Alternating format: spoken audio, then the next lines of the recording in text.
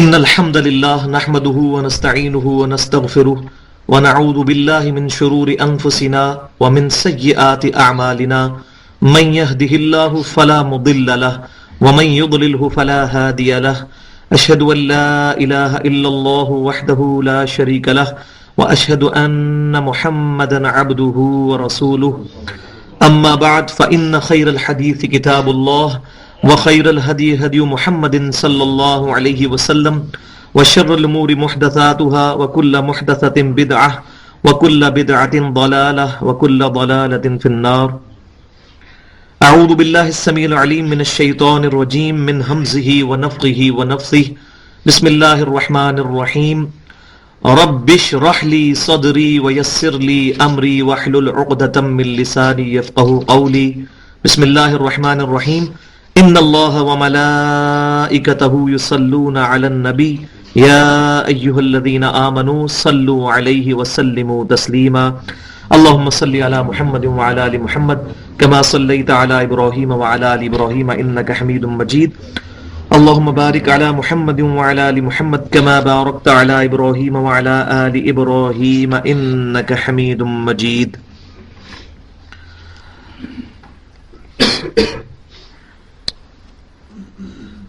پچھلی دفعہ جن آیات پر درس ختم ہوا تھا وہ آیت نمبر سورۃ البقرہ کی 116 اور 117 تھی. تو 116 پہ میں نے کافی ڈیٹیل سے گفتگو کی تھی کیونکہ 117 نمبر آیت بھی اسی سے ریلیٹڈ ہے. انشاءاللہ میں اسی سے سٹارٹ لوں گا. وَقَالُوا اتَّخَذَ اللَّهُ وَلَدًا، اور یہ کہتے ہیں کہ اللہ تعالیٰ نے بیٹا جنا. اللہ کے لیے اولاد تجویز کرتے ہیں. سبحانہ، وہ پاک ہے. کیونکہ اولاد کی تمنا اس کو ہوتی ہے کہ جس کو یہ خواہش ہو کہ اس کے مرنے کے بعد اس کا نام زندہ کرنے والا کوئی دنیا میں ہونا چاہیے. اللہ تبارک و تعالیٰ تو حی وہو حی لا یموت ہے، ایسا زندہ ہے جس کو موت نہیں آنی، بلکہ القیوم ہے. ہر ایک کی زندگی جو ہے وہ اسی کی وجہ سے قائم ہے. تو اللہ تبارک و تعالیٰ تو اس بات سے پاک ہے کہ اس کو موت آئے. تو اس آیت میں یہ سبحانہ کا مطلب یہ ہے کہ پاک ہے وہ. اس کی یہ شایان شان ہی نہیں ہے کہ کوئی اولاد اس کی ہو جو اس کا بعد میں نام زندہ کرے، اس کو تو موت ہی نہیں آنی. اس لفظ کی یہاں پر اس لیے اہمیت ہے.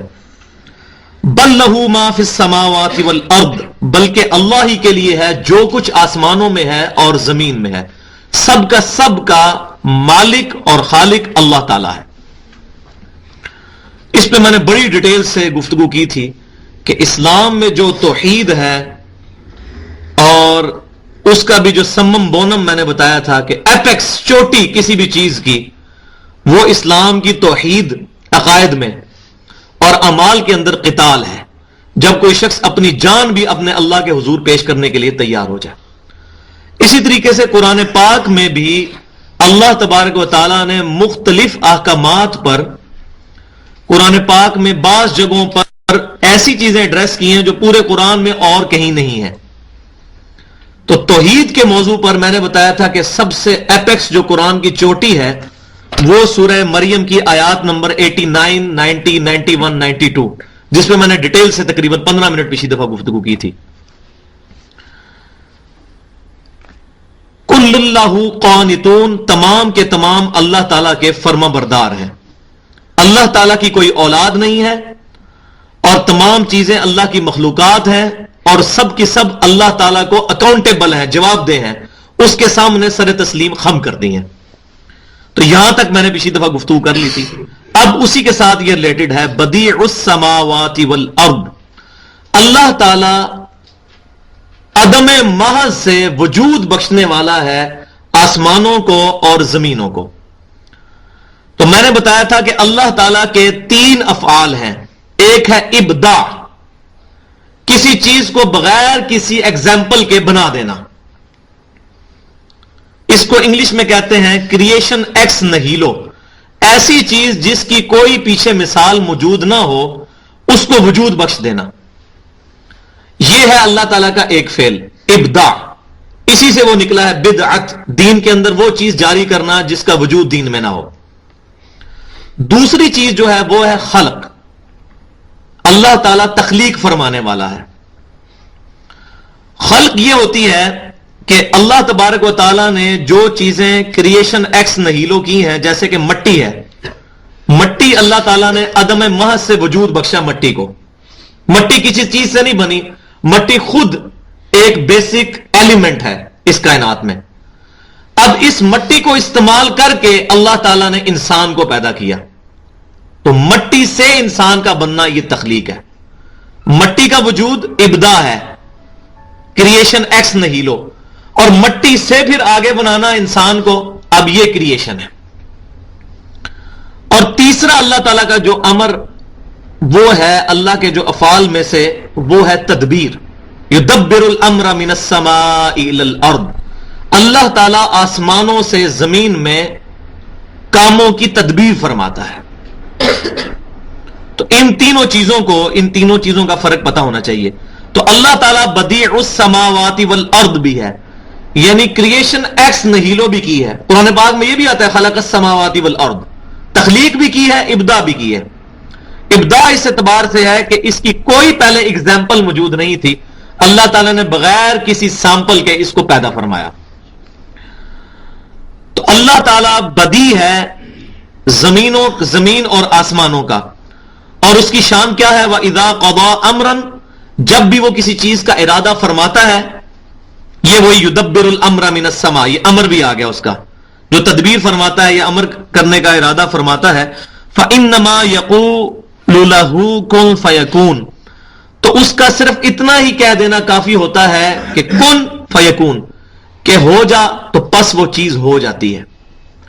لیکن اس میں یہ کن فیکون میں یہ بات یاد رکھیں، بعض اوقات انسان کے ذہن میں یہ سوال بھی پیدا ہوتا ہے کہ اگر اللہ تعالیٰ کن فیکون سے ہی چیزوں کو پیدا فرماتا ہے تو ان چیزوں کے پیدا ہونے میں ٹائم کیوں لگتا ہے؟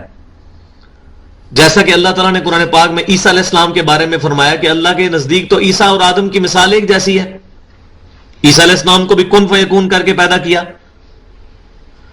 آدم علیہ السلام کو بھی کن فیکون، کسی چیز کا ارادہ فرماتا ہے تو کہتا ہے ہو جا، تو وہ ہو جاتی ہے. یہ ٹائم جو لیتی ہے نا، یہ تخلیق لیتی ہے. جو اللہ تبارک و تعالیٰ نے تخلیق کے پیریڈز رکھے ہوئے ہیں ان میں ٹائم لگتا ہے، وہ اللہ تعالیٰ کے ڈیوائن وزڈم میں اللہ تعالیٰ نے جو اس کے لیے قانون بنایا ہے اس کے اندر یہ چیزیں طے ہیں. آم کی گٹھلی کو پھل دینے والا درخت بننے کے لیے 8 سال چاہیے، چاہے امر کن ہوگا لیکن 8 سال لگیں گے. اللہ محتاج نہیں اس کا، لیکن اللہ نے یہ فزیکل لاز بنائے ہیں. ماں کے پیٹ میں بچہ بننے کے لیے 9 ماہ کے قریب عرصہ درکار ہے، اگرچہ وہ اللہ کے امر کن سے ہے، لیکن وہ تخلیق کے مراحل گزرنے کے لیے یہ ٹائم لگتا ہے. اسی طریقے سے اللہ تعالیٰ نے زمین و آسمان کو تقریباً قرآن پاک میں 7 جگہ پر آتا ہے کہ 6 دن میں پیدا فرمایا. اللہ تعالیٰ تو کن فیکون 6 دن میں، اس کے بعد ٹائم پیریڈ گزرا. اور الیوم کا لفظ جو ہے عربی میں دن کے لیے بھی استعمال ہو سکتا ہے، جو 24 گھنٹے کا دن ہے، اور ایک پیریڈ آف ٹائم کے لیے بھی. اور آج ہمیں سائنٹسٹ بتا رہے ہیں کہ اس جو زمین و آسمان کو بننے میں 6 ارب سال لگے ہیں. تو عین ممکن ہے کہ اللہ کے ہاں وہ الیوم جو ہے، جو لانگ پیریڈ آف ٹائم ہے، وہ 1 بلین ایئر، 1 ارب سال کے برابر ہو. واللہ عالم، وثوق سے نہیں ہم کہہ سکتے.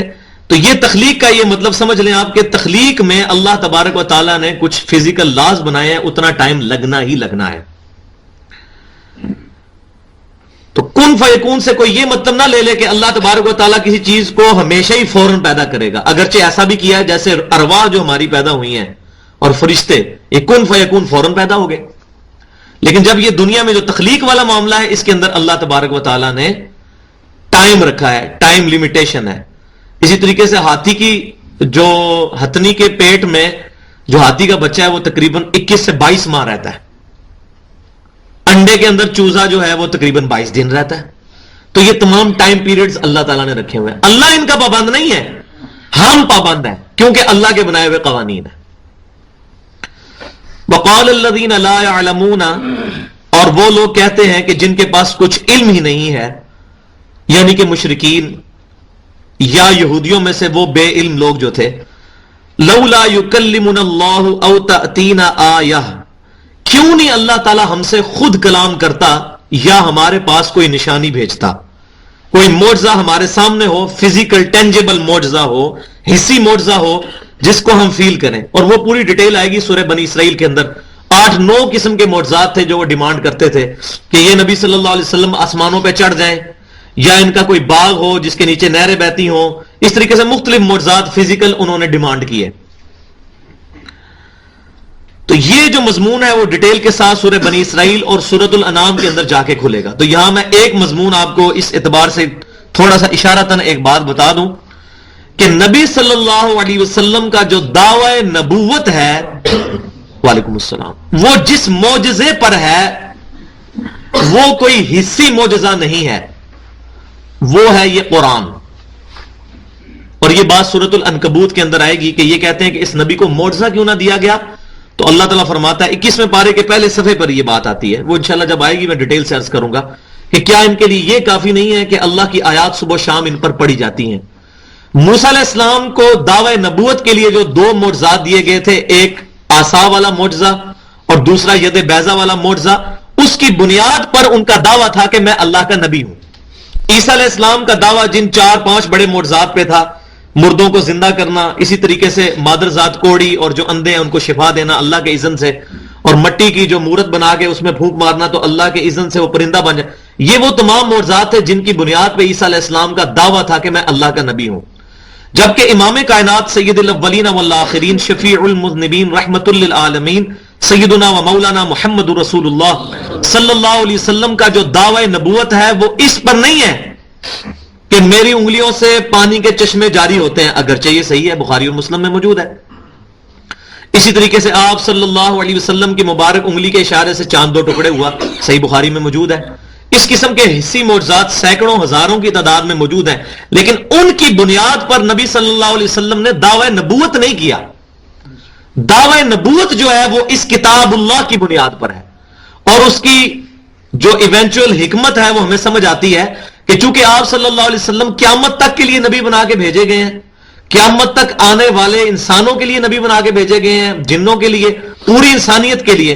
تو آج کا اگر کوئی انسان ہمیں یہ کہتا ہے کہ نبی صلی اللہ علیہ وسلم اللہ کے نبی ہیں، اس پہ آپ کی دلیل کیا ہے، تو ہم یہ تو نہیں کہیں گے ان کو کہ آپ صلی اللہ علیہ وسلم کی انگلیوں سے پانی کے چشمے جاری ہوتے تھے. کیوں کہ وہ کہیں گے ہمیں دکھائیں کوئی ویڈیو. اسی طریقے سے ایک یہودی سے کوئی جا کے کوسچن کرتا ہے، کوئی ایسا ایتھیسٹ منکرین خدا میں سے کہ حضرت موسیٰ علیہ السلام کو تم سمجھتے ہو اللہ کے نبی، تو ان کا معجزہ کیا ہے؟ وہ کہے گا جی آسا. تو کہے گا جی لائیں جی آسا کدھر ہے، ہمارے سامنے ذرا سمندر جو پھاڑ کے اس میں رستہ بنا کے بتائیں تو ہم دیکھیں گے نا. تمہاری اس کتابوں کو تو نہیں ہم مانتے. لیکن آج اگر ہم سے کوئی آگے یہ سوال کرے گا نبی صلی اللہ علیہ وسلم کے لیے جو آپ دعوے نبوت رکھتے ہیں وہ کس بنیاد پہ، تو ہم کہتے ہیں اس کتاب کے اوپر. اس کتاب کو آپ چیک کر لیں، اس کتاب کو آج کے جو سائنٹیفک فیکٹس جو پروو ہو چکے ہیں ان کے اوپر پیش کریں. ایک بھی اسٹیبلش سائنس کے خلاف بات نہیں ہے قرآن پاک کی. وہ انشاءاللہ تعالی جب سورہ حامیم السجدہ کی آیات آئیں گی نا، سنوریہم آیاتنا فی الآفاق وفی انفسہم حتی یتبین لہم انہ الحق، ان قریب ہم زمین و آسمان میں ان کی جانوں میں ان کو ایسی نشانیاں دکھائیں گے، یہ چیخ اٹھیں گے یہ قرآن اللہ کا کلام ہے. جو آج وہ غیر مسلم چیخ اٹھیں، ان کے مسلمان ہونے کی وجہ ہماری داڑیاں اور ہماری نمازیں اور ہماری تبلیغیں نہیں ہیں. ہمارے مولویوں کی بات تو ایک مسلمان نہیں سنتا. جمعے کے وقت وہ جب نماز کا وقت ہوتا ہے اس وقت وہ انٹر ہوتا ہے، تقریر نہیں سنتا. غیر مسلم ہماری تقریریں سن کے مسلمان ہو رہے ہیں؟ نہیں. 11 ستمبر 2001 کے بعد صرف 9 مہینے میں 34,000 امریکن مسلمان ہوئے ہیں قرآن پاک کا ترجمہ انگریزی میں پڑھنے سے. کہ قرآن پاک 20ویں صدی کے جو سائنٹیفک فیکٹس ہیں ان کے مطابق قرآن پاک میں وہ باتیں موجود ہیں جو آج سے تقریباً 1450 سال پہلے یہ کتاب نازل ہوئی. یہ وجہ ہے ان کے مسلمان ہونے کی.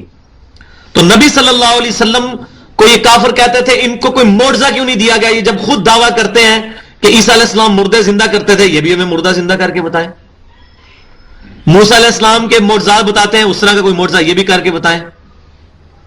یہ آپ کے ساتھ بھائی جو بیٹھے ہوئے سو رہے ہیں، اپنے دائیں بائیں نظر رکھیں جی. شیطان کی پوری کوشش ہے کہ آج آپ کو سلا دیں. میں نے آپ کو بتایا تھا.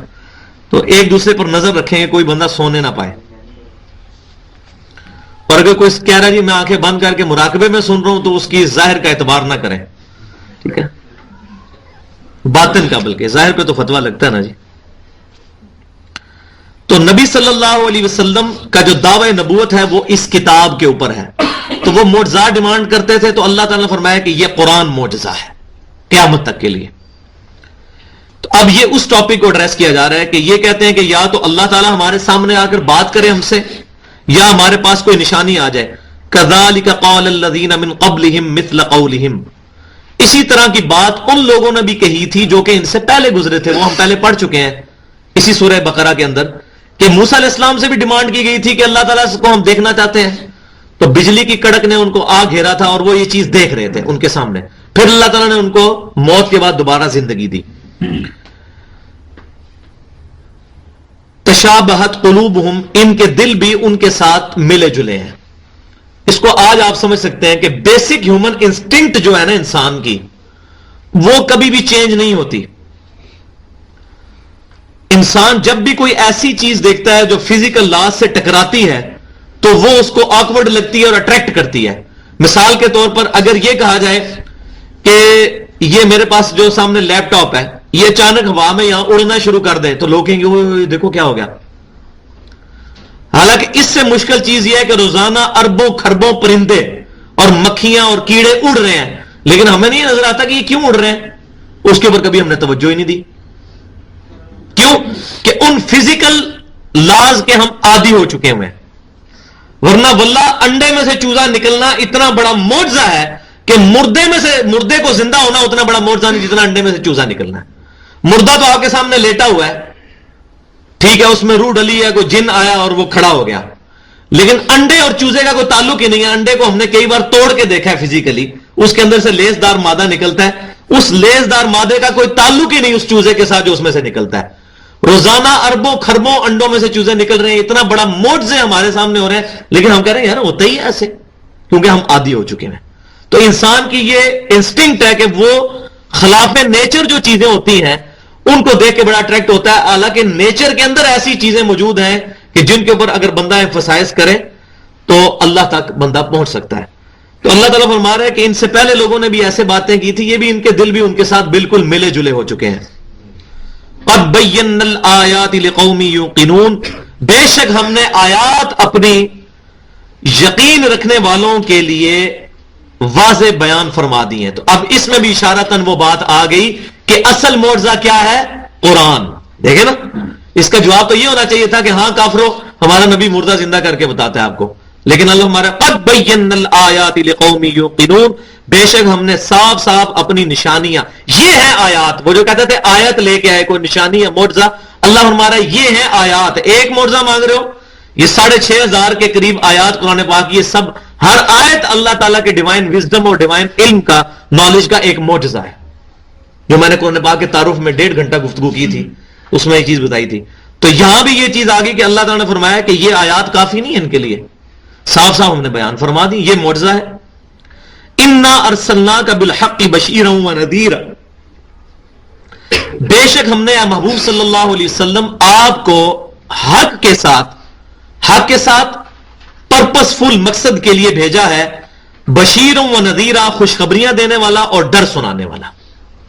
خوشخبری کن کو دینے والا؟ کہ جو اللہ تعالیٰ کے فرما بردار ہیں، اور ڈر سنانے والا ان کے لیے جو اللہ تعالیٰ کی نافرمانی کرتے ہیں. ولا تسأل عن اصحاب الجحیم، اور اے محبوب صلی اللہ علیہ وسلم آپ سے یہ نہیں پوچھا جائے گا کہ لوگ دوزخ میں کیوں پہنچے ہیں. دوزخ میں جانے والے جو لوگ ہیں ان کی اکاؤنٹیبلٹی، جواب دہی آپ سے نہیں ہوگی، بلکہ انہیں سے ہی پوچھا جائے گا کہ ہاں بھائی تمہارے پاس ہمارے انبیاء آئے، ہمارے محبوب صلی اللہ علیہ وسلم آئے، تو آپ نے ان کی دعوت کو قبول کیوں نہ کیا؟ اور وہ مانیں گے کہ واقعی قالوا بلا قد جاءنا نذیر فکذبنا وقلنا ما نزل اللہ من شیء، ہمارے پاس آئے تھے رسول لیکن ہم نے کہا کہ یہ تو ہم ہمارے ساتھ فراڈ کر رہے ہیں، کوئی ایسی بات نہیں ہے. اور پھر وہ اپنا اعتراف کریں گے وقالوا لو كنا نسمع او نعقل ما كنا في اصحاب السعیر، اگر ہم دنیا میں بات سن لیتے اور اپنی عقل کو استعمال کر لیتے تو آج ہم دوزخ میں نہ ہوتے. پھر اللہ تعالیٰ فرماتا ہے فاعترفوا بذنبهم، انہوں نے اپنے اصلی جرم کا اعتراف کر لیا ہے. فسحقا لاصحاب السعیر، پس پھٹکار ہو دوزخ والوں پر، اصحاب سعیر پر. تو نبی صلی اللہ علیہ وسلم کا منصب ہے خوشخبری دینا اور ڈر سنانا.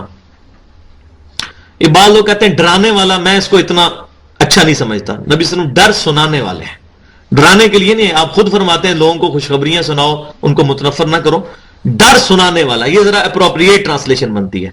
خوشخبری دینے والا اور ڈر سنانے والا، آخرت کا ڈر۔ تو اے نبی صلی اللہ علیہ وسلم، ہم آپ سے نہیں پوچھیں گے کہ اے محمد صلی اللہ علیہ وسلم، ہم نے آپ کو آپ کی امت کی طرف پیغمبر بنا کے بھیجا تو یہ لوگ کیوں نہیں مان لے کر آئے؟ ابو جہل کیوں نہیں مومن ہوا؟ ابو لہب نے کیوں نہیں اسلام قبول کیا؟ ابو طالب نے اسلام کیوں نہیں قبول کیا؟ یہ آپ سے نہیں پوچھا جائے گا، آپ کا کام صرف دعوت دینا ہے۔ تو یہ آج ہمارے لیے بھی ہے کہ جب کوئی بھائی ہماری بات نہ سنے اور دعوت پہ لبیک نہ کہے تو ہمیں اس پہ سیکھ پا ہونے کی، اس سے لڑائی کرنے کی ضرورت نہیں ہے۔ ہماری یہ رسپانسبلٹی نہیں کسی کو زبردستی جو ہے وہ گھول کے اس کے اندر ایمان اتار دیا جائے، یا کتاب و سنت کی دعوت کو یا دعوت توحید کو، نبی صلی اللہ علیہ وسلم کی محبت کو اس کے دل میں ڈال دیا جائے۔ یہ ہماری رسپانسبلٹی نہیں کہ جان بوجھ کر ہاں دعوت دی جائے۔ لیکن اس کا دوسرا پہلو بھی ہے، بعض لوگ اتنے روڈ طریقے سے دعوت دیتے ہیں، وہ کہتا ہے جی ساڑا کام تے آ جائے گا جی، نبی بھی آئے سن، نبیاں کو بھی لوگوں نے توحید نہیں سنی تے اگر اسی پیش کرنے آتے لوگ نہیں سن رہے تو خیر ہے۔ نبیوں نے جس طریقے سے توحید پیش کی اور آپ نے جس طریقے سے پیش کی، اس میں زمین آسمان کا فرق ہے۔ اگر ہم نے کسی فرقے کی طرف بلا کر کتاب و سنت کی دعوت پیش کی، ایک بریلوی اگر کسی اہل حدیث یا دیوبندی کو یہ کہے کہ آؤ تم بریلوی مکتبہ فکر میں آ جاؤ، اور وہ یہ کہ میں نبیوں والی دعوت دے رہا ہوں، تو نبی کیا کہتے تھے؟ بریلوی ہو جاؤ۔ تو آج اگر دعوت پھیلے گی تو کتاب و سنت کے نام پر پھیلے گی، کسی فرقے کے نام پر نہیں۔ یہ ابھی آگے آ رہا ہے، اس میں پہلا سپارہ اسی پہ کنکلوڈ ہوگا، اور وہ بہت زبردست آیات ہے اس اعتبار سے۔ تو ہم نے اگر کسی ٹائٹل کو ساتھ لے کے چلنا ہے کہ کوئی شخص یہ کہے کہ جی میں بریلویت کے ٹائٹل سے یا دیوبندیت کے ٹائٹل سے یا قادیانیت کے ٹائٹل سے یا اہل حدیثیت کی ٹائٹل سے یا شیعت کے ٹائٹل سے لوگوں کو کہوں کہ آؤ اسلام کی طرف آؤ، توحید کی دعوت قبول کرو، پھر لوگ سنتے نہیں ہیں، لوگ توحید کی بات سنتے نہیں ہیں۔ بھئی آپ نے تو نو انٹری کا بورڈ لگا لیا ہوا ہے، آپ کی مسجد کا نام اتنا سا ہے اور باہر مسلک کا نام اتنا بڑا لکھا ہوا ہے، تو آپ کہہ رہے ہیں ہم نبیوں والی دعوت پیش کر رہے ہیں؟ لعنت اللہ علی الکاذبین۔ میں قرآن کی آیت ہی پڑھ سکتا ہوں، نبیوں نے کوئی اس طریقے سے دعوت نہیں دی ہے۔ پھر یہ کہنا جی لوگ توحید سنتے نہیں ہیں، جائیں جی انبیاء سے بھی نہیں سنی، بھائی نہیں، ہم نے اس طریقے سے پیش ہی نہیں کی۔ انبیاء کرام کس طریقے سے پیش کرتے تھے؟ ما کان ابراہیم یہودی ولا نصرانی ولکن کان حنیفا مسلما وما کان من المشرکین۔ ابراہیم نہ یہودی تھے، نہ عیسائی تھے، نہ مشرک تھے، وہ تو مسلم تھے، مسلمان تھے، اور سب سے ٹوٹ کر ایک اللہ کے ہو گئے تھے، حنیفہ تھے۔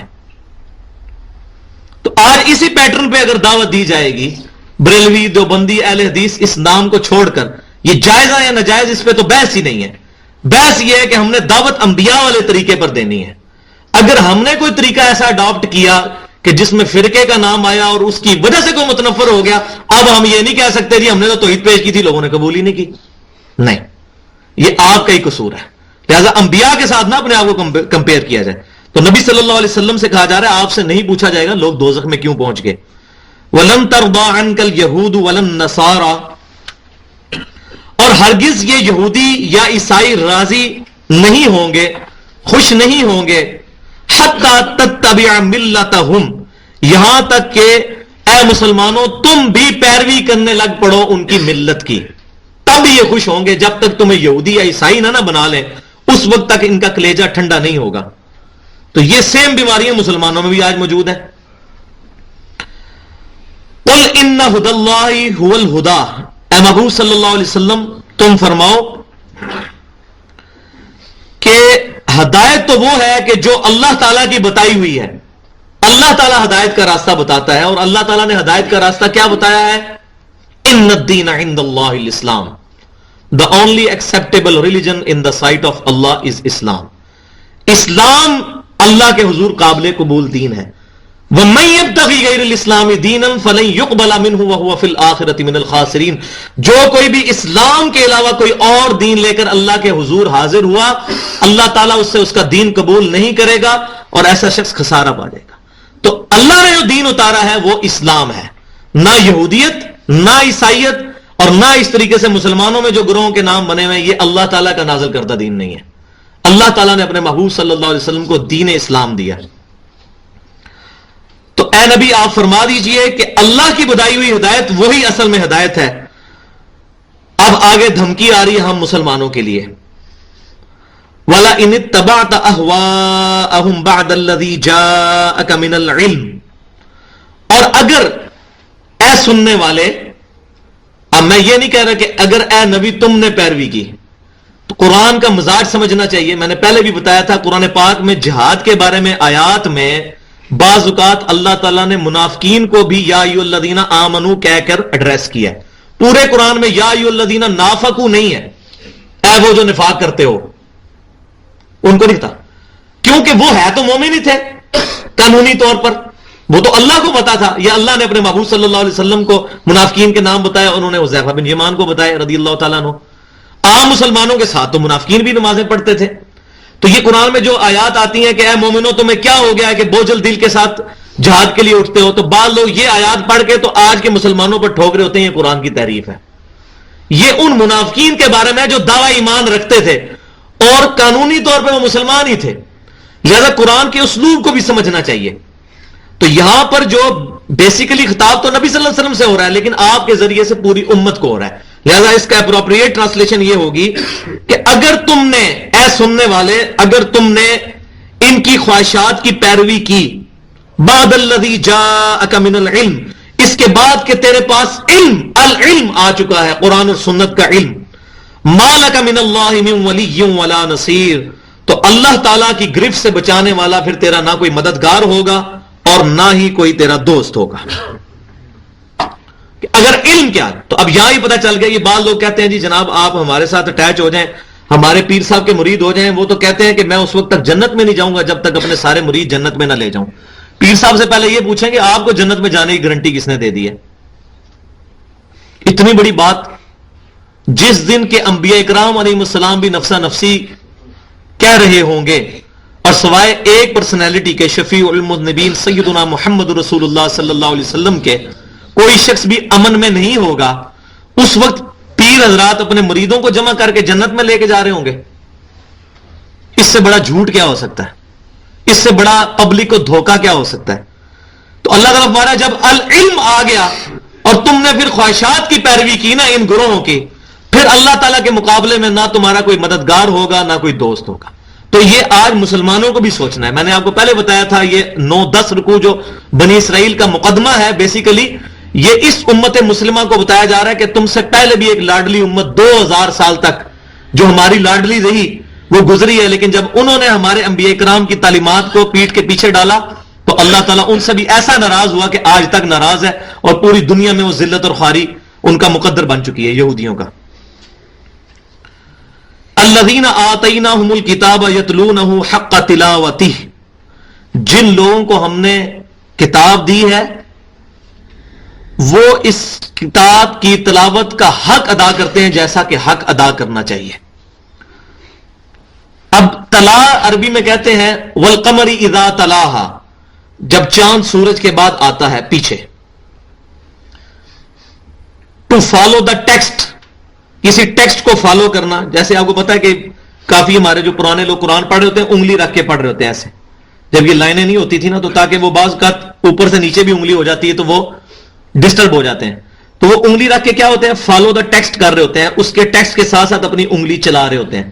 تو اس کو کہتے ہیں تلاوت. تلاوت خالی یہ نہیں ہے قرات کر لینا، ٹو فالو دا ٹیکسٹ. حق تلاوتی، جو کہ تلاوت کا حق ہے، فالو کرنے کا حق ہے، وہ کیا ہے کہ قرآن اور سنت کی تعلیمات پر عمل کیا جائے. یہ ہے تلاوت کرنے کا حق. تو جن کو کتاب دی گئی ہے وہ قرآن پاک کی تلاوت کرتے ہیں، اس کو فالو کرتے ہیں جیسا کہ فالو کرنے کا حق ہے. ایک تو ان معنوں میں بھی آئے گا کہ قرات کرتے ہیں، لیکن اصل معنی جو ہے اس کے لغوی معنی میں اس کو فالو کرنا. اولئک یؤمنون بہ، وہ اس کے ساتھ ایمان بھی رکھتے ہیں، اس کے اوپر، اس کتاب کے اوپر. نہ صرف فالو کرتے ہیں، ظاہر ہے کہ جو فالو کر رہا ہے وہ ایمان والا ہی ہوگا. وَمَن يَكْفُرْ بِهِ فَأُولَئِكَ هُمُ الْخَاسِرُونَ، اور جو بھی اس کتاب کا کفر کرے گا تو ایسے لوگ ہی خسارہ اٹھانے والے ہیں. کتاب کا کوئی نقصان نہیں ہوگا، وہ لوگ خود خسارے میں ہوں گے. اور کیسے ہوں گے؟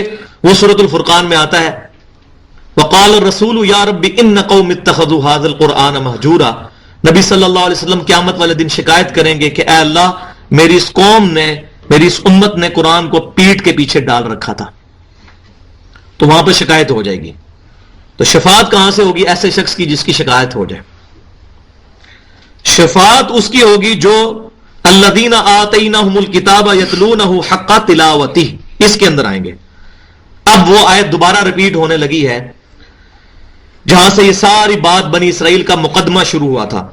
یا بنی اسرائیل اذکروا نعمتی التی انعمت علیکم وانی فضلتکم علی العالمین. اے یعقوب علیہ السلام کی اولاد، میرے ان احسانات کو یاد کرو جو میں نے تم پر کیے، اور سب سے بڑا احسان یہ کہ تمہیں تمام جہان والوں پر میں نے فضیلت دی تھی. اس وقت تم ہمارے لاڈلے ترین تھے.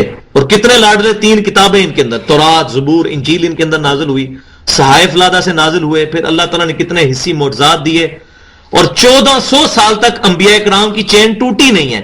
یہ صحیح بخاری میں حدیث موجود ہے کہ بنی اسرائیل میں جب بھی کوئی نبی فوت ہوتا تھا تو فوت ہونے سے پہلے کسی نبی کو ہی اپنا خلیفہ بناتا تھا. تو کتنی زبردست ان کی یہ اللہ تبارک و تعالیٰ نے ان کے لیے یہ نعمت کی تھی کہ وقت کا نبی ہر وقت ان میں موجود ہوتا تھا. اس کے باوجود انہوں نے حق سے اناد کیا. یہ بات اگلی آیت جو ہے پھر دوبارہ ریپیٹ ہو رہی ہے، جو پہلے بھی آ چکی ہے تھوڑی سی چینج کے ساتھ.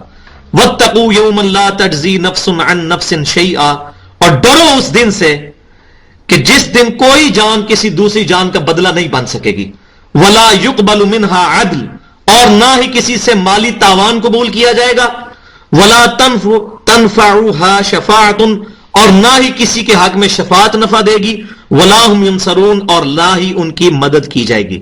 اس آیت کے اوپر میں نے بڑی ڈیٹیل سے گفتگو کی تھی جب یہ آئی تھی کہ کیٹاگوریکل ڈینائی موجود ہے کہ قیامت والے دن کوئی جان کسی کا بدلہ نہیں اٹھائے گی، نمبر 1. نمبر 2، کسی سے مال لے کر اس کو چھوڑ نہیں دیا جائے گا. دنیا کے اندر تو ہوتا ہے کوئی رشوت دے کے تو جان چھوڑوا لیتا ہے، پولیس میں مقدمہ چل رہا ہے پیسے دے کے جان، وہاں نہیں ہو سکتا ایسا. وَلَا تَنْفَعُهَا شَفَاعَةٌ، اور کسی کی شفاعت بھی نہیں قبول کی جائے گی. دنیا میں تو سفارش چل جاتی ہے، کسی بڑے کی، ایم پی اے کی، ایم این اے کی سفارش دے کے تو بندہ مجرم بھی ہے تب بھی چھوٹ جاتا ہے. اب یہاں ہمارے ذہن میں آ رہا ہوگا کہ وہ شفاعت جو ہوگی نبی صلی اللہ علیہ وسلم کی وہ بِإِذْنِ اللہ ہوگی، اس کا معاملہ ڈیفرنٹ ہے. وہ آیت الکرسی میں ڈیٹیل سے عرض کروں گا کہ وہ شفاعت کیا ہے.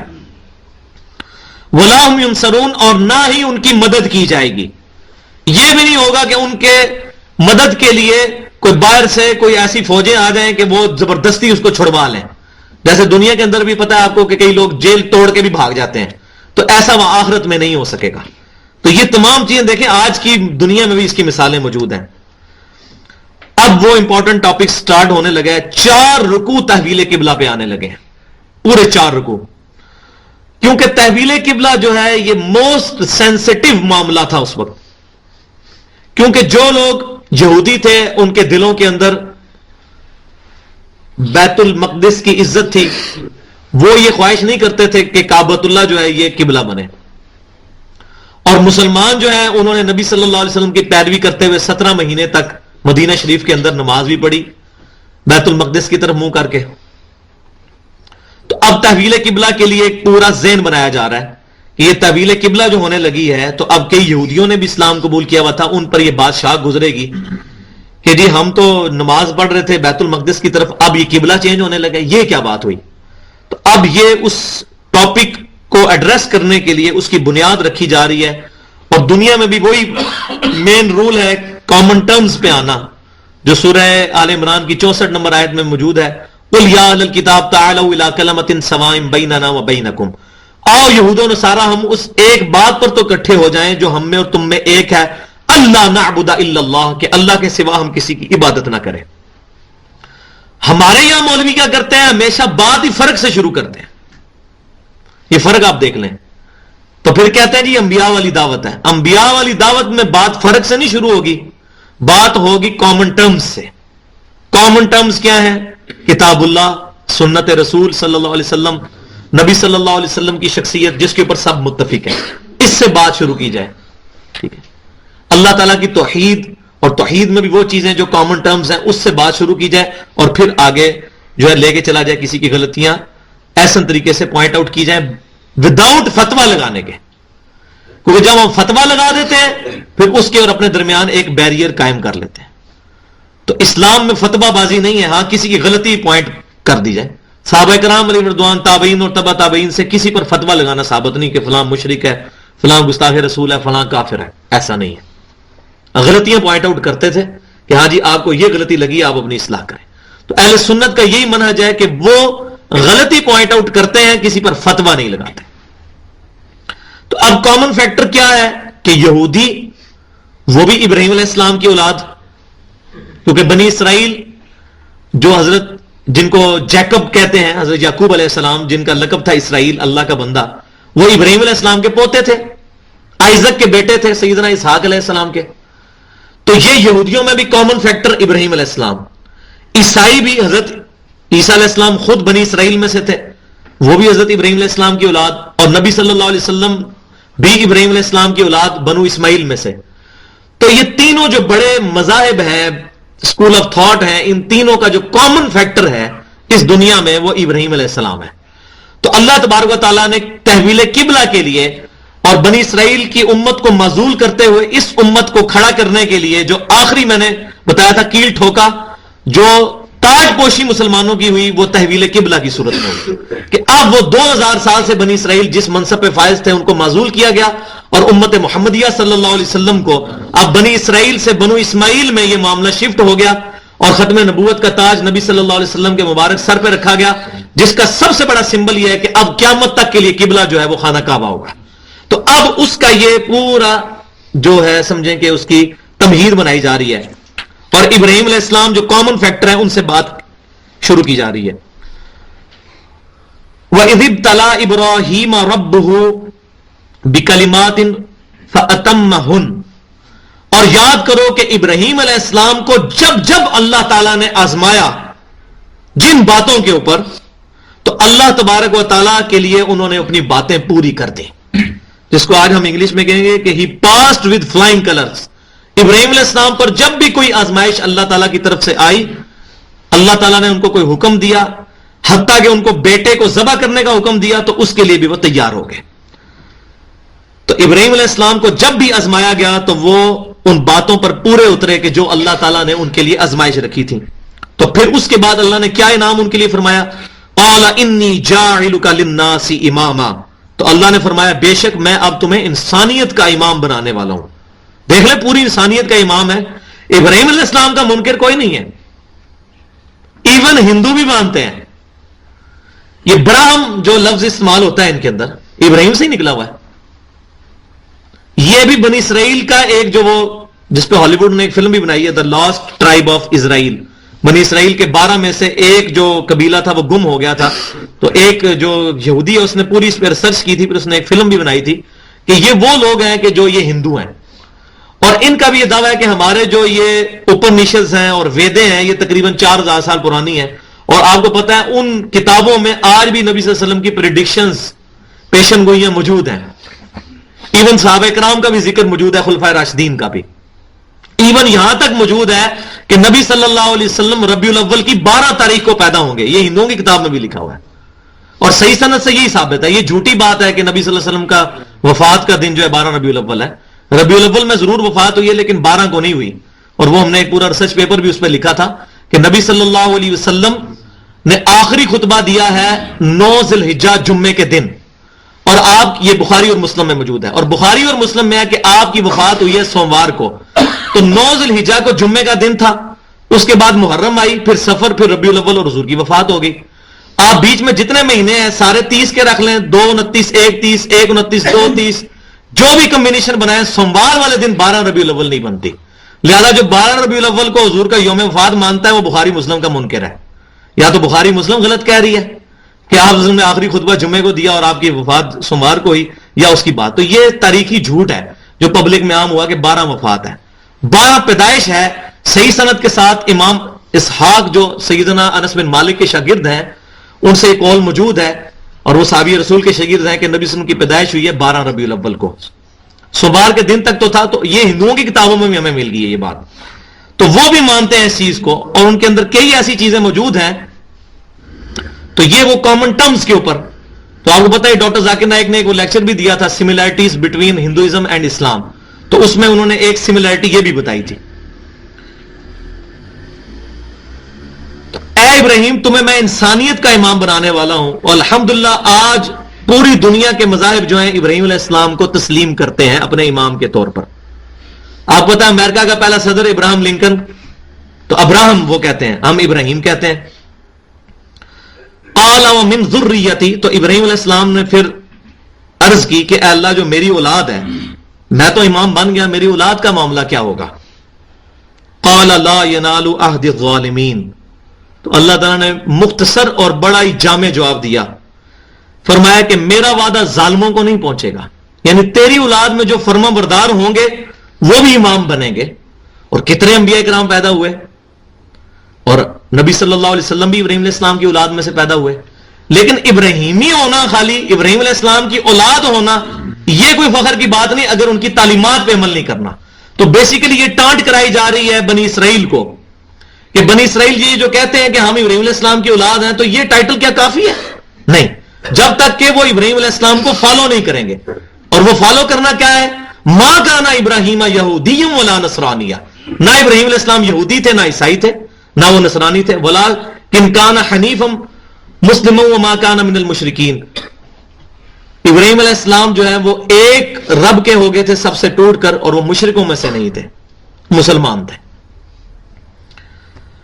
تو اللہ تعالیٰ فرماتا ہے کہ میرا عہد ظالموں کو نہیں پہنچے گا، یعنی تیری اولاد میں سے جو نیک ہوگا اس تک ٹھیک ہے، اس کو بھی میں امام بناؤں گا.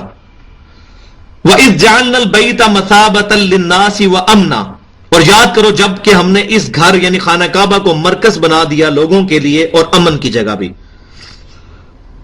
وَاتَّخِذُوا مِن مَّقَامِ إِبْرَاهِيمَ مُصَلًّى، اور یہ حکم دیا کہ بنا لو ابراہیم علیہ السلام کے کھڑے ہونے کی جگہ کو مصلی. مقام ابراہیم آج بھی موجود ہے خانہ کعبہ شریف کے اندر. حجر اسود اور حتیم کی جو درمیانی دیوار ہے اس کے سامنے مقام ابراہیم ہے، اور وہ پتھر بھی موجود ہے جو ابراہیم علیہ السلام نے خانہ کعبہ کی تعمیر کے اندر استعمال کیا تھا. تو اس مقام پر آج بھی امام کعبہ کھڑے ہو کر نماز پڑھاتے ہیں. تو قرآن پاک میں بھی ہے کہ مقام ابراہیم علیہ السلام کے کھڑے ہونے کی جگہ کو اپنا مصلی بناؤ. اور آج بھی مسلمان پوری دنیا سے جب عمرہ کرتے ہیں تو مقام ابراہیم پر یا اس کے قریب ہی اسی کی سیدھ میں 2 رکعت نفل بھی ادا کرتے ہیں، تو تب ان کا عمرہ مکمل ہوتا ہے. تو یہ اللہ تعالیٰ کی طرف سے حکم ہے. لیکن مکہ مدینے پر بھی ایک برا وقت گزرا تقریباً 600-650 سال تک سلطنت عثمانیہ کے دور میں، کہ جب خانہ کعبہ کی جو وحدت ہے اس کو توڑ کے 4 مسلوں کے اندر بانٹ دیا انہوں نے. ایک مسلح جو ہے وہ باب الفتح والی سائڈ پہ رکھ دیا، حجر اسود کے ساتھ والا جو دوسرا اپوزٹ کونا ہے جس جگہ پر حتیم ہے. ایک مسلح جو ہے وہ حجر اسود والی سیدھ پہ رکھ دیا.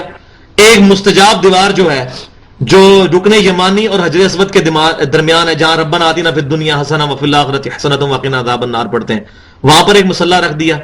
تو پہلا والا جو میں نے بتایا وہ فقہ حنفی کا مسلح، پھر فقہ شافعی کا، اور ادھر فقہ حنبلی کا، اور پھر چوتھا مسلح جو ہے بالکل خانہ کعبہ میں جو مقام ابراہیم کی اپوزٹ سائڈ جو ہے ادھر مسلح رکھا فقہ مالکی کا. تو یہ اماموں کے ناموں کی طرف منسوب کیا، ان کا کوئی قصور نہیں، ان کی زندگیوں کے یہ تقریباً 400-500 سال کے بعد یہ حرکت کی گئی، وہ اس میں مجرم نہیں ہے. جیسا کہ عیسائیوں نے عیسیٰ علیہ السلام کے بارے میں جو ڈیوینٹی کلیم کی ہے، الوہیت کا عقیدہ، اس میں عیسیٰ علیہ السلام کا کوئی قصور نہیں ہے، عیسائیوں کا قصور ہے. تو یہ مسلح تقریباً 1955 تک بنے رہے. 1925 میں تو فزیکلی جب یہ گورنمنٹ آئی سعودی گورنمنٹ، تو انہوں نے وہ مسلح تو اٹھا دیے چاروں کے چار، اور مقام ابراہیم پر امام کعبہ کو کھڑا کر دیا. لیکن وہ مسلح جو بنے ہوئے تھے فزیکل، جو ان کی جگہ اوپر شیڈ بنے ہوئے تھے، وہ توڑے نہیں، کیونکہ اس وقت اتنے سٹرونگ نہیں تھے کہ یہ کرتے تو ہو سکتا ہے کہ وہ پھر ان کی عصبیت جاگ اٹھتی. تو 1955 میں جب مزید توسیع ہوئی مطاف کی، تو اس کے اندر پھر انہوں نے توڑا. یہ انہوں نے بھی تقریباً 30 سال تک کمپرومائز کیا ہے اس کے اوپر. مسلح بنے ہوئے تھے، وہاں نماز نہیں ہوتی تھی، نماز ایک امام کے پیچھے ہوتی تھی. تو جو لوگ یہ جھوٹ بولتے ہیں کہ جو سعودی عرب والے ہیں وہ حنبلی ہیں، تو ان کو احمد بن حنبل کا مسئلہ تو رہنے دینا چاہیے تھا، وہ بھی انہوں نے اٹھا دیا، چاروں اٹھا دیے. تو یہ 650 سال تک یہ بدعت خانہ کعبہ میں جاری رہی، مدینہ شریف میں بھی. اور اس پہ میں وہ حدیث بیان کرتا ہوں جو بخاری اور مسلم کی متفق علیہ حدیث ہے، جس نے مدینے میں بدعت کو جاری کیا اس پہ اللہ کی لعنت، اللہ کے فرشتوں کی لعنت، اور تمام لعنت کرنے والوں کی لعنت. یہ حدیث میں نے بیان کیا، آگے آپ خود سمجھ جائیں. ہم کسی پہ فتویٰ نہیں لگاتے، لیکن مدینے میں بدعت جاری کرنے والوں کے بارے میں نبی صلی اللہ علیہ وسلم کا غضب کس قدر جو ہے وہ بھڑکتا ہے. پھر یہ ایک مسلح رکھا گیا، تو اب بھی مقام ابراہیم کی سیدھ میں ہی امام کعبہ اکثر اوقات وہیں پہ کھڑا ہوتے ہیں، اور وہ اس آیت کے مطابق ہے. اس کا یہ مطلب نہیں کہ خانہ کعبہ میں جو کچھ آج ہو رہا ہے وہ صحیح ہے. جو چیز ٹھیک ہے وہ میں نے بیان کر دی، وہاں پہ بھی غلط چیزیں ہو رہی ہیں اور اللہ تعالیٰ ان کو توفیق دے کہ وہ اپنی غلطیوں کو دور کریں. بٹ اوورآل جہاں تک ایز فار ایز عقائد آر کنسرنڈ، الحمدللہ ان کے عقائد جو ہیں وہ بالکل صحیح ہیں. اور میری تقریباً 3 دفعہ حاضری ہوئی ہے وہاں میرے امام کعبہ سے بھی شیخ زین العابدین کے ساتھ بڑی ڈیٹیل ڈسکشن انگلش میں انشاءاللہ میں آپ کو کبھی سناؤں گا کہ جو میری ان کے ساتھ ہوئی تھی. وَعَاهِدْنَا إِلَىٰ إِبْرَاهِيمَ وَإِسْمَاعِيلَ، اور ہم نے تاکید کی ابراہیم علیہ السلام کو اور ان کے بیٹے اسماعیل علیہ السلام کو، أَن طَهِّرَ بَيْتِيَ لِلطَّائِفِينَ وَالْعَاكِفِينَ وَالرُّكَّعِ السُّجُودِ، کہ میرے گھر کو صاف ستھرا رکھو طواف کرنے والوں کے لیے اور اعتکاف بیٹھنے والوں کے لیے اور رکوع اور سجدے کرنے والوں کے لیے. تو یہ صرف خانہ کعبہ کو پاک صاف نہیں رکھنا بلکہ ساری مسجدوں کو صاف رکھنا یہ رسپانسبلٹی ہے. اور خصوصاً جو لوگ رمضان میں اعتکاف بیٹھتے ہیں وہ سمجھتے ہیں کہ اب یہ ہمارے گھر کی طرح ہے، اور بعض اوقات وہ اسی طرح صفوں میں بیٹھ کے زمین پہ بیٹھ کے سالن کھا رہے ہوتے ہیں اور وہ چیزیں وہاں بکھیر دیتے ہیں اور مسجد میں بعض اوقات بدبو بھی پیدا ہو جاتی ہے. تو یہ سخت جرم ہے. اللہ تعالیٰ کے جتنے بھی گھر ہیں ان کو اللہ تعالیٰ کی وجہ سے پروٹوکول دیتے ہوئے ان کا خیال رکھنا ہے، ان کو صاف رکھنا ہے. تو اللہ کے گھروں کو پاک صاف رکھنے کا حکم اللہ تعالیٰ نے خود دیا ہے. وَإِذْ قَالَ إِبْرَاهِيمُ رَبِّ اجْعَلْ هَذَا بَلَدًا آمِنًا وَارْزُقْ أَهْلَهُ مِنَ الثَّمَرَاتِ مَنْ آمَنَ مِنْهُمْ، اور یاد کرو جب ابراہیم علیہ السلام نے اپنے رب سے دعا کی کہ اے میرے رب بنا دے اس شہر کو امن والا اور روزی والا، اس کے باشندوں کو طرح طرح کے پھلوں سے روزی بھی دے. اور وہ کیسی روزی دی؟ الحمدللہ آج بھی کئی چیزیں ایسی ہیں جو مکہ کے اندر نہیں اگتی لیکن پوری دنیا سے پھل اور فروٹ وہاں پر اویلیبل ہوتے ہیں سستے داموں.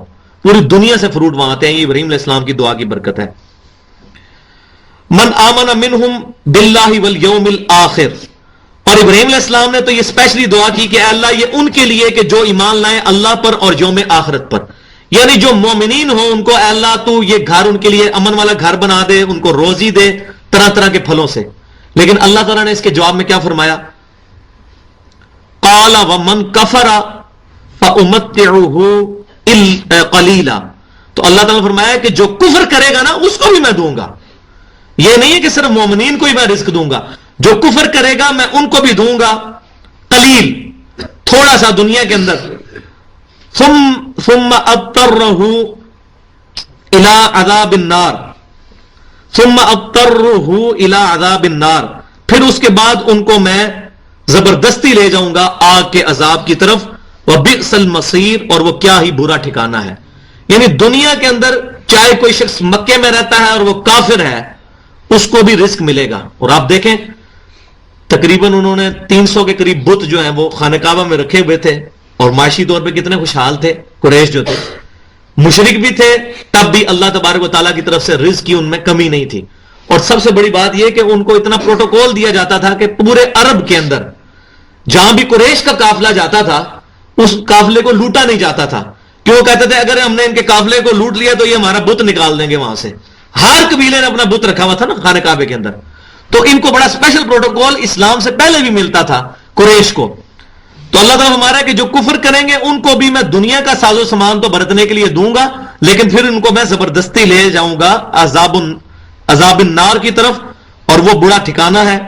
وَإِذْ يَرْفَعُ إِبْرَاهِيمُ الْقَوَاعِدَ مِنَ الْبَيْتِ وَإِسْمَاعِيلُ، اور اب وہ وقت بھی یاد کرو کہ جب ابراہیم علیہ السلام نے اور اسماعیل علیہ السلام نے بھی جب کعبے کی بنیادیں جو ہیں وہ بلند کرنا شروع کی. اس سے اشارتاً یہ بھی بات پتہ چل گئی کہ ابراہیم علیہ السلام نے خانہ کعبہ کو تعمیر نہیں کیا، اس سے پہلا بھی خانہ کعبہ موجود تھا. اور وہ آگے آئے گا کہ سب سے پہلا گھر جو اللہ کی عبادت کے لیے بنایا گیا وہ وہی ہے جو مکے میں ہے. تو آدم علیہ السلام سے یہ اسرائیلی روایات میں ملتا ہے اور ظاہر ہے یہ بالکل ٹھیک بھی ہوگا کیونکہ جب سے پہلا موحد یا مومن دنیا میں موجود ہے اللہ کی عبادت تو وہ کر رہا ہے. تو ابراہیم علیہ السلام سے پہلے بھی خانہ کعبہ موجود تھا لیکن وہ بارش کے اثرات اور سیلاب کی وجہ سے چونکہ وہ ایک وادی کے اندر ہے، آج بھی کچھ عرصہ پہلے تک تو جب بھی بارشیں ہوتی تھی تو پانی کھڑا ہو جاتا تھا. اب وہاں پہ گورنمنٹ نے جو ہے وہ کافی ہیوی ڈیوٹی جو ہے موٹرز لگائی ہیں پانی سک، کیونکہ بڑے بڑے چٹیل پہاڑ ہیں، وہ جب بارشیں ہوتی ہیں سارا وہ وادی میں ہی آ کے جمع ہو جاتا تھا. تو اس کی وجہ سے خانہ کعبے کی بنیادیں جو ہیں وہ گم ہو گئی ہوئی تھیں، خانہ کعبہ مسمار ہو چکا تھا. تو اللہ تعالیٰ نے ابراہیم علیہ السلام کو خانہ کعبے کی وہ جگہ بتا دی.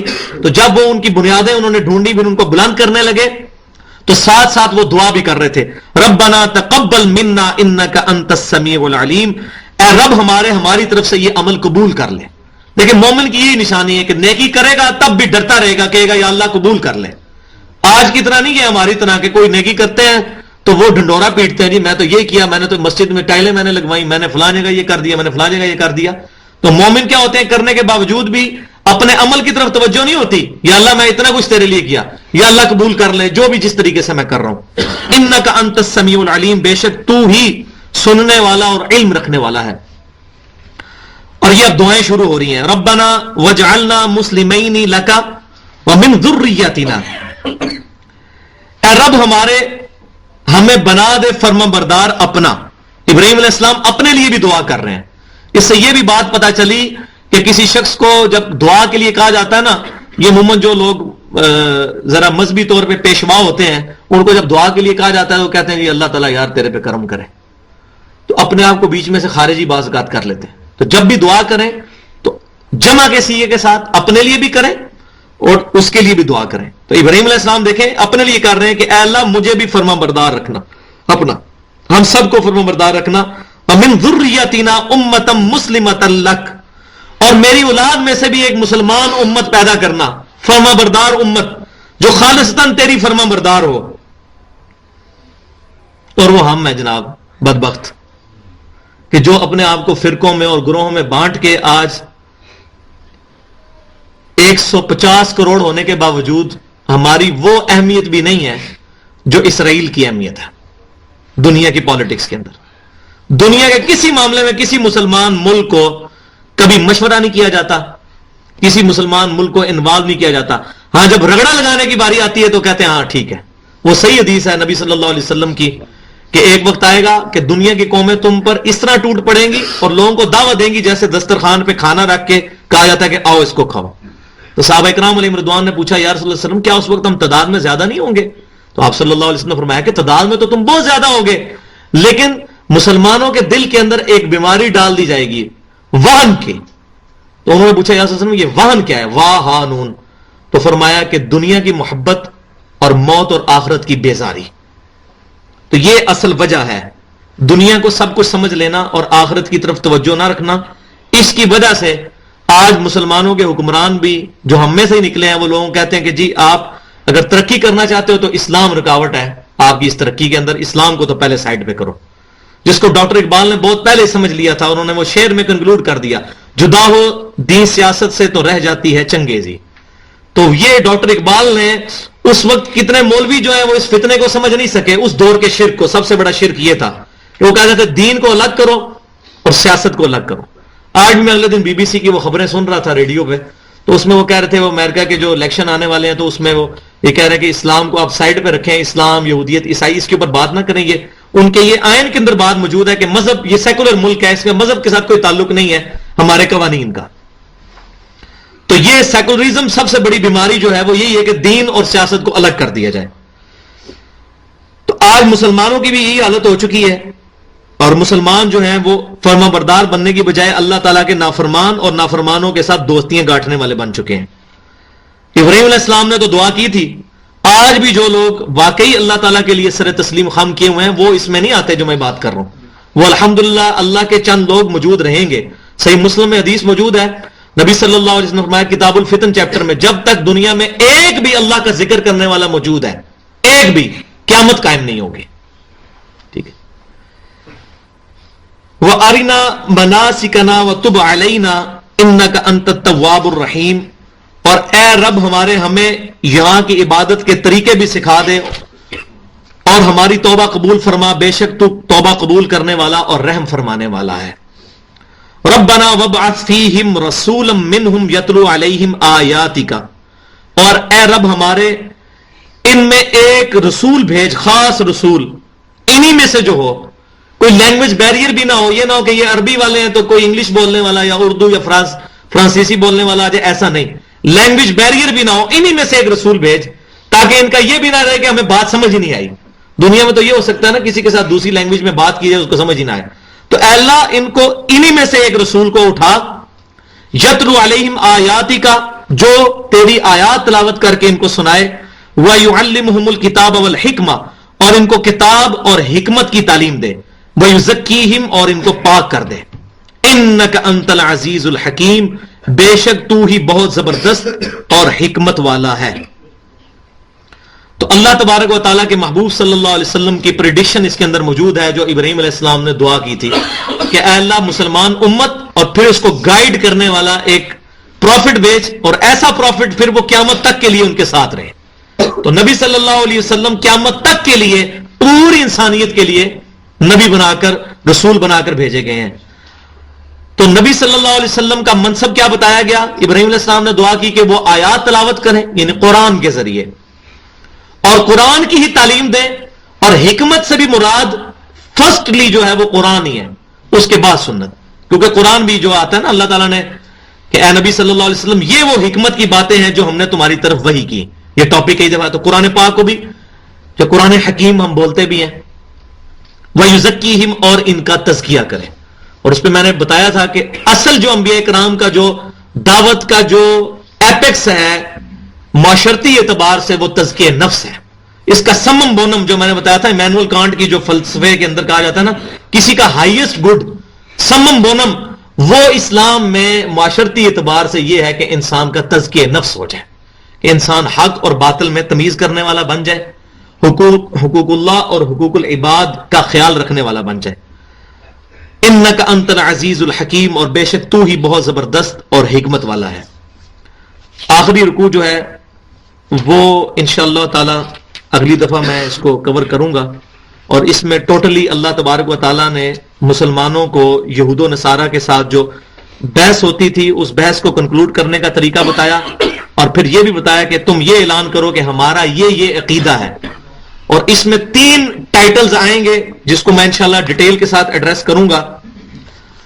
نمبر 1 ہے نحن لہو مسلمون، ہم سر تسلیم اللہ کے لیے خم کرتے ہیں۔ اس کے بعد نحن لہو عابدون، ہم عبادت بھی صرف اللہ کی کرتے ہیں، اور پھر اس کا کلائمیکس آیا ہے نحن لہو مخلصون، اور ہم اپنی جو رضا جو ہے خالصتاً اللہ کی رضا کے حوالے کرتے ہیں۔ تو یہ 3 ٹائٹلز اس کے اندر آئیں گے، اور اسی کے اوپر وہ شورى آفاق آیت بھی آئے گی کہ جو اللہ تعالیٰ نے جب بحث کی جائے تو اس کے اینڈ پہ کنکلوڈ کی جائے گی بحث کہ تلک امۃ قد خلت لہا ما کسبت ولکم ما کسبتم ولا تسألون عما كانوا يعملون، کہ یہ ایک امت تھی جو گزر گئی، ان کے اعمال ان کے ساتھ، تمہارے اعمال تمہارے ساتھ، تم سے یہ نہیں پوچھا جائے گا کہ وہ کیا کر کے گئے۔ تو آج اس بحث میں نہیں پڑھنا چاہیے کہ خلافت کے حقدار حضرت ابوبکر صدیق تھے یا سیدنا علی تھے۔ اگر کوئی آ کر اہل سنت کے ساتھ اس پر بحث کرتا ہے، اس بحث کو چھوڑا جائے، اس کی بجائے سب سے پہلی جو بنیادی دعوت ہے اس کے اوپر آیا جائے۔ وَلَقَدْ بَعَثْنَا فِي كُلِّ أُمَّةٍ رَسُولًا، اور بے شک ہم نے ہر امت کی طرف رسول بھیجا، کیا دعوت دے کر؟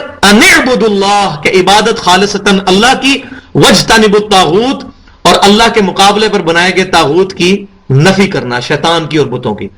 اس سے بات سٹارٹ کریں، اس کے بعد یہ بالکل آخر میں آنے والی باتیں ہیں۔ تو میرے پاس کئی لوگ آتے ہیں جی وہ تو یہ کہہ رہے ہیں، تو میں کہہ رہا ہوں یار ان کو چھوڑو، ان باتوں کو ماتم کرتے ہیں، اس چیز کو چھوڑو، یہ چیزیں بعد میں ایڈریس کرنے والی ہیں، اس سے بڑی بڑی چیزیں موجود ہیں۔ آپ کے پاس ایک بندہ آئے جو کینسر کا مریض ہو، اس کو نزلہ زکام لگا ہو، تو آپ نزلہ زکام کا علاج پہلے کریں گے یا کینسر کا کریں گے؟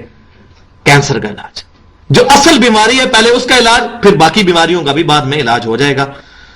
محفل کے اینڈ پہ جو دعا پڑھی جاتی ہے پڑھ لیں، سبحانک اللہم و بحمدک، اشہد ان لا الہ الا انت، استغفرک و اتوب الیک، وما علینا الا